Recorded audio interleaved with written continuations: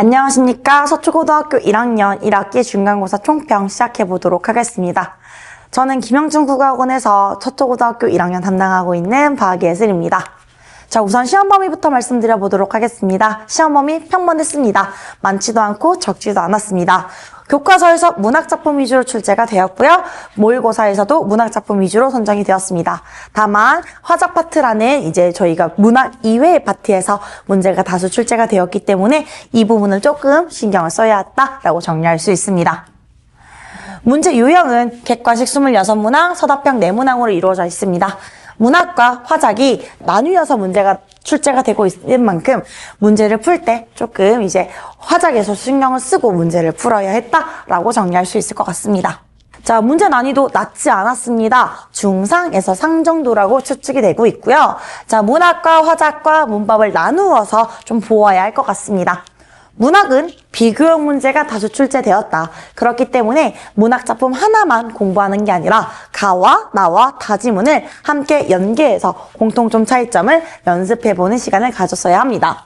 또한 모의고사 같은 경우에는 학교 선생님이 수업을 해주지 않으셨기 때문에 어떤 부분이 중요한지 학생들이 스스로 찾기 어려움이 있을 수밖에 없었습니다. 그렇기 때문에 모의고사 지문의 경우에도 마찬가지로 우리가 배웠던 지문들과 혹은 문제에 나와 있었던 선지들의 내용을 거의 외우다시피 공부를 하여서 시험장에 들어가야 할 것입니다.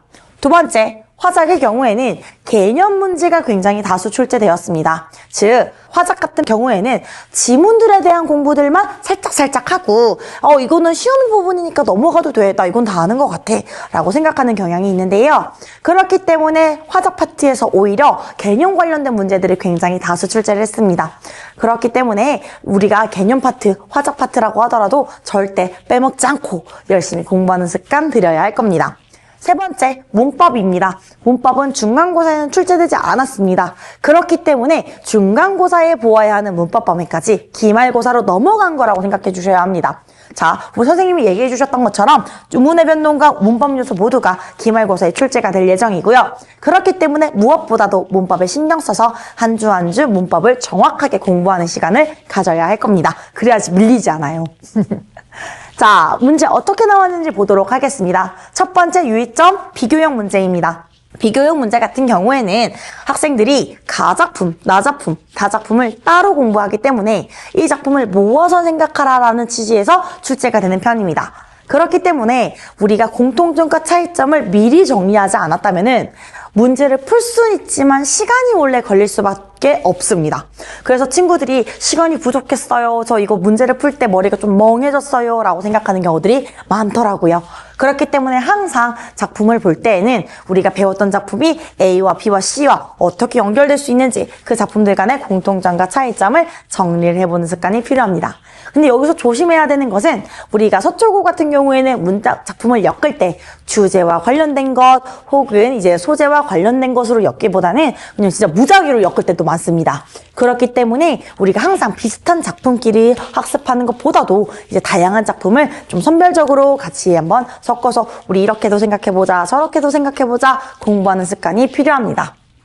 자, 그리고 두 번째, 문학 개념어입니다.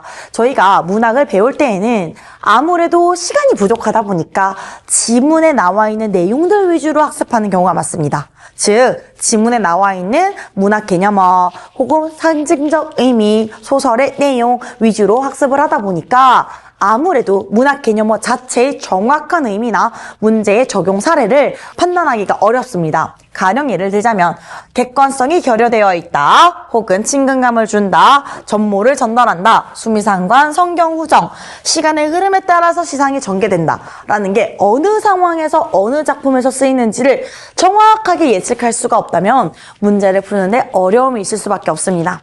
그렇기 때문에 사실 문학 개념어 공부들은 중학교 때나 혹은 고등학교 올라오기 전에 좀 차근차근 해놓은 친구들이 유리할 수밖에 없고요. 그게 좀 부족했다면 지금이라도 우리가 문제를 풀 때 개념어 모르는 게 나올 때마다 항상 정리하는 습관이 필요할 겁니다. 그리고 세 번째, 어휘 문제입니다. 작년 서초고등학교 1학년 같은 경우에는 어휘 문제가 따로 이제 프린트물이 나오지 않았습니다. 하지만 이번에는 프린트물을 주고 이거 외워와야 돼. 이거 시험 범위로 포함이 되는 거야. 라고 던져줬기 때문에 어휘를 좀 열심히 외웠어야 했습니다. 어휘 문제는 3문제 정도가 출제가 되었고요. 문제 유형은 다양하게 출제가 되고 있습니다. 다만 실제로 선생님들이 프린트물로 나누어 주신 어휘의 문제도 나오지만 우리가 선생님께서 얘기해 주지 않은 소설 파트에서도 문제가 출제되었으니 항상 어휘를 공부할 때에는 작품에서 모르는 단어가 있다면 바로바로 찾으면서 공부를 해야 하는 습관을 길러야 할 겁니다. 마지막으로 외부 지문입니다. 저희 외부 지문은 2개 정도가 출제가 되었는데 문학 작품이 아니라 저희가 이제 화작 파트에서 출제가 되었습니다.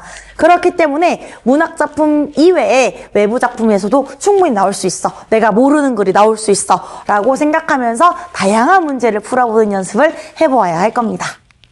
자, 그럼 어떤 식으로 해야지 기말고사에 더 확실하고 높은 점수를 받을 수 있을까요? 3가지 정도로 생각을 할 수 있을 겁니다. 일단 1등급 커트라인은 많이 높지 않을 것이기 때문에 문법이 관건이 될 수밖에 없습니다. 문법이 관건이 되다 보니까 1주차 때부터 5월달 때부터 바로 문법 공부를 시작하시는 친구들이 아무래도 높은 점수를 받기에 유리할 수밖에 없을 것 같습니다. 그리고 2번째, 지문 간의 대조 연습 필요합니다. 즉 A작품, B작품, C작품을 배웠다면 이 작품들을 연계하는 연습이 분명히 선행되어야 할 겁니다. 공통점 차이점들을 스스로 찾아보고 선생님이 찾아주는 걸 잘 암기해주는 습관을 길러야 할 겁니다. 그리고 마지막, 모의고사, 우리가 성향상 기말고사에도 모의고사가 출제될 수밖에 없습니다. 사실 작년의 경우에는 문학에서도 모의고사 문제가 나왔지만 비문학에서도 모의고사 문제가 출제가 되었기 때문에 기말고사에서는 비문학도 한번 나올 가능성이 충분히 있습니다. 그럴 때 우리가 모의고사 지문은 나올 때마다 좀 꼼꼼하게 학습하면서 거의 선지의 내용을 외우다시피 학습을 해야지 조금 더 원활하게 문제를 푸는 데 도움을 받을 수 있을 겁니다. 자, 그럼 저는 어떻게 수업을 하는지 조금 말씀을 드려보도록 할게요. 일단 첫 번째, 매주 과제집이 나갈 건데 그 과제집과 더불어 문법을 완벽하게 외울 수 있는 암기요정이라는 자료집과 문학을 정리하는 치트키라는 자료를 나누어 줄 겁니다. 자, 테스트 같은 경우에는 매주 강남권 기출문제로 테스트를 보게 될 거고요. 파이널 테스트를 통해서 학생들이 원활하게 마지막까지 조금 공부를 하고 갈 수 있도록 지도를 합니다. 자, 그리고 관리 같은 경우에는 테스트가 통과되지 않은 친구들은 평일날 와서 저랑 같이 공부를 하게 될 거고요. 모르는 내용들은 카톡을 통해서 저하고 티키타카 하면서 질문을 받게 될 겁니다. 자, 자료집은 이런 식으로 나가게 될 건데요. 어떤 식으로 나가는지 먼저 보여드리도록 하겠습니다. 이게 사실 이번에 나갔던 아이들의 자료집인데요. 자, 첫 번째로 저희가 모의고사 같은 경우에는 제가 모든 선지의 내용들을 지문에 적용한 버전으로 아이들에게 나누어 주게 될 겁니다. 그래서 시가 있을 때 그 시에서 중요한 내용들에다가 현관펜 치고 중요한 내용들을 바로 옆에다가 적어주게 될 거고요. 중요한 시어들 같은 경우에는 옆으로 빼서 학생들이 요거만 딱 보고 외울 수 있게끔 저희가 지도를 하고 있습니다. 그리고 2번째, 교과서 지문 같은 경우에도 거의 내용을 뜯어먹다시피 분석을 하게 되는데요.